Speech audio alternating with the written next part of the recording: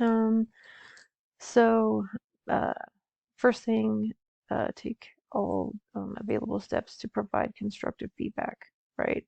Um, don't just be like, hey, this sentence doesn't make sense, or this is bad writing, or you missed da da da da, right? Like, give them feedback that tells them what they're doing right.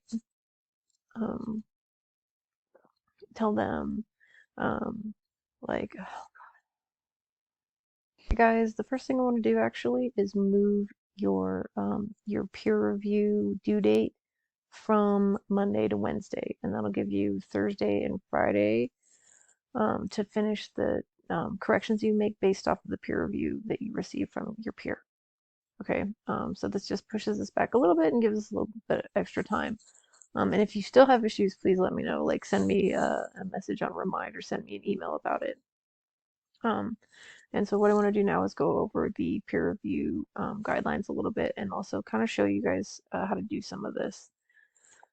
So the first thing that I mentioned in this guideline is to be constructive in your feedback for your peer, right? Like constructive feedback is much more useful. It takes a little bit more time to give constructive feedback. It's much easier just to be like, this sentence sucks and this is written poorly and what the heck does this even mean? Like, it's really easy to respond in that way, but it's not easy to use those kinds of responses and to process what they actually mean.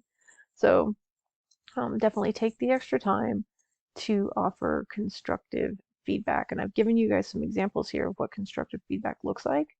What you're going to do is note what they're doing well, right? So if they do really good writing, or they make really good examples, or their structure is really good, like, please tell them that, because what you're doing right is just as important as what you're doing wrong ultimately.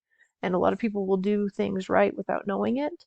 Um, and if they don't know it, they're less likely to do that right thing again in the future.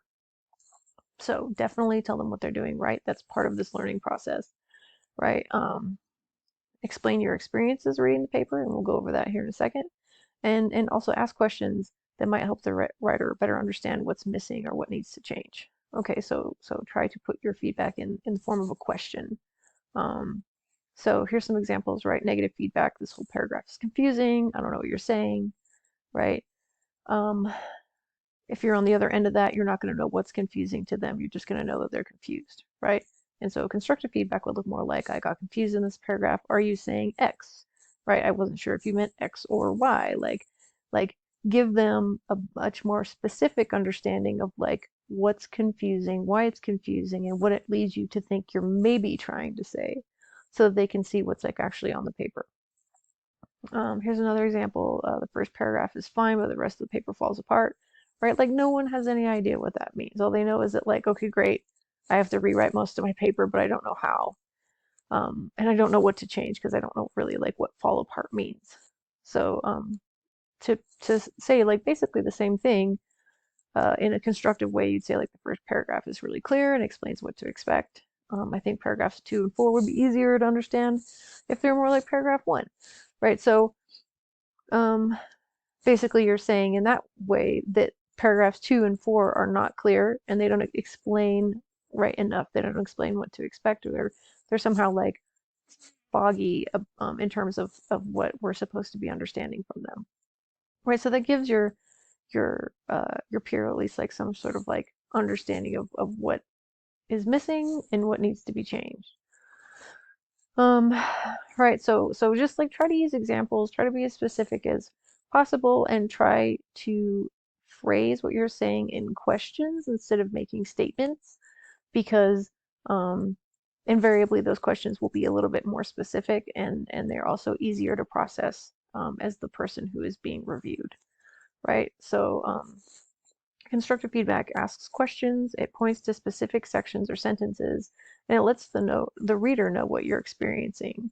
Or sorry, it lets the author know what you're experiencing, right? So here you say, when I read this part, I wasn't sure I understood what you meant, right? So instead of saying like, this just is confusing, like you're actually saying like, when I was here in this part of your paper, I experienced, right, confusion, I experienced disorientation, I experienced I mean, there's different ways to sort of like phrase what you're experiencing as a reader And that's much more useful information than like, this part is weird. Okay, so like be specific, and try to be as constructive as possible. Um, so I'm going to show you guys how to use the comment function in Microsoft Word if you haven't done it before. If for whatever reason you can't do it, you can actually just type into the document, but I want you to use bold, underlined, and in all caps if you do that, so that your partner can easily like skip through the document from one of your comments to the next comment instead of having to like read through it like searching. Okay. Um, Overall, your review should offer at least 2 comments per paragraph. Right, and those comments can all be positive, okay? It doesn't have to be like you're going through here and like critiquing the hell out of it. Like you, most of your commentary can be positive if you find positive things to say. Tell the writer what they're doing right, and also tell them which parts you enjoy. Definitely identify the thesis statement. Evaluate the introduction. So does it accurately forecast where the essay is going and why? And this is part that you can't really answer until you finish reading the essay. Okay, so make a mental note of like what the introduction is saying, kind of like chart out what the introduction is saying, like that the whole essay will do, or what the stuff that the essay will cover. And then as you're going through it, be like, okay, did this actually do what the introduction said it was going to do, right? Does it include a thesis statement? Does it clearly state the subject? Right? And it's like, okay, if you can't find the thesis statement, you can literally say like, I can't find the thesis statement. Or if there's a sentence in there that you think might be the thesis statement, you can always like comment on that sentence and say like, hey, I think this is the thesis statement, but I'm not totally sure. Um, and then evaluate the conclusion, right? Does it feel like a resolution? Does it mirror the introduction by tying various points of the essay together in a way that is harmonious with the introduction's forecast, right? So if you get to the ending and it seems like it's opening a whole different paper, or that the ending is like the ending that would belong to a different paper that didn't start where the paper started, then there's a problem, right? Like you really want the ending to sort of like tie everything up into like a nice bow in a way, and say like, okay, this is where we started, these are the points that we've made, and this is the conclusion or resolution that we get from having read the essay, right? And so like one of the things that a really good conclusion does is it reminds you of all the ground that you've covered as you read the essay, and reminds you how those pieces fit together to come to a specific sort of point. um, the conclusion and the introduction should definitely, like, obviously they can't be identical, but they should have a clear, sort of like symbiotic relationship. They should mirror each other in a sense. And for me, like as somebody who has a really hard time writing introductions, a lot of the time I will write like a working introduction that is absolute crap. I'll write my essay, and then I'll look at my conclusion and be like, okay, what does this say? This is the point that I've eventually worked my way into, and then I'll actually rewrite my introduction based on what the conclusion says. Um, and for a lot of people who are like sort of like really flexible writers who don't know exactly where they're going when they first start out, that's a really good process, because by the time you get to your conclusion, you really know where you want the essay to go because you've gotten where you want to go, and then you can just like retool your whole introduction to match that. Um, and then give the writer at least 2, but ideally more constructive suggestions on how to make the paper more readable, more effective. So again, make sure they're constructive suggestions, but be pretty clear about like, okay, like this part right here, I really wanted more about XYZ in paragraph 2, um, or like, I think that it would be better if it expanded more here on this thing, or I'm not totally sure about why this part right here is included or how it connects to your subject, so like maybe some more there would help. And just try to give constructive suggestions, that you as a reader, um, would feel good about, and that like you would feel good actually, like if you were going to edit my stuff, the kind of constructive suggestions that you would give me as your professor. Like try to use that same care and consideration for your peers. um, so now I'm going to show you, this is an essay that I just submitted for a blog on Edgar Allan Poe, and I'm going to show you guys how to use comments, right? So the easiest way for me, the way I usually do it, is I'll just like highlight the section that I want to have something to say about, right? And then I will right click and go to new comment. And then it'll bring up this little thing on the side. And you can say like, hey, is this your thesis statement? Right? By the way, that's not my thesis statement. Um, this actually happens to be my thesis statement down here, right? But if you're not sure, you can actually literally go down and say like, oh, okay, wait, actually, is this the thesis statement? Because this, you know, seems to say what you want it to say. This is my thesis statement, right? And so one of the things you want to do, right, is go to the end of the essay or refer back to this once you finish reading it and make sure that the whole essay fits with this thesis statement. And really, it doesn't.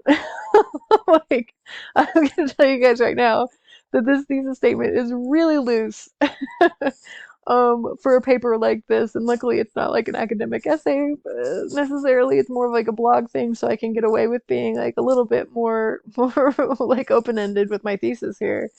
But yeah, so this is how that works. If you can't for whatever reason use the comment function, what you can do is hit bold, underline, what was the other one? Oh yeah, all caps, and say like,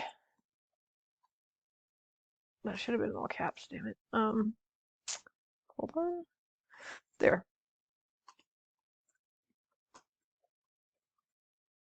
like that, and that way it's really easy to see where your comments are, right? Like going through this, I could say, oh, there's one comment, and I could just like address that and then skip to where the next comment is instead of having to like search through it or whatever.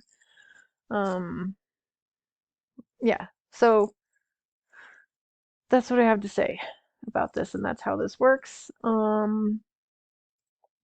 Make sure that your partner's paper is also formatted correctly. Like since this was a blog submission, I didn't format this correctly, but if I was reading one of your papers, the first thing I want to see, right, is your name, the instructor's name, right, the class title, and submission date. And then up here, you're going to want the page number, right, with your last name. So a lot of people want to do this as a header. Creating it as a header is a huge pain. I really wouldn't do it that way. Shoot, I have to move this over a little bit. There we go. So what you actually want to do is go to insert, right? Go to page number, like that. And you want it at the top of the page. And option 3 is top of the page at the right. And then you're literally just going to like type your last name in next to it and then hit close. Okay. Some really hardcore professors will make you put all of that in the same font as the font for the rest of the paper. I might pick on you a little bit here and there, but I'm not gonna like like subtract points from your grade because your page number and your last name are in a different font. But it's pretty easy to do pretty quickly. So that's how to do that. And again, let me know if you guys have any issues. Try to stay constructive. Try to like the real like the real energy that I want you to put into this is not into like fixing someone else's paper, but to give them an accurate, constructive, and respectful vision of like what you experienced while you were reading it and some of your suggestions for improvement. But definitely don't go into this being like, I'm going to fix this paper, because like you're not going to fix this paper. Like your peer has their own vision for what this paper is supposed to do. Okay, so that's that.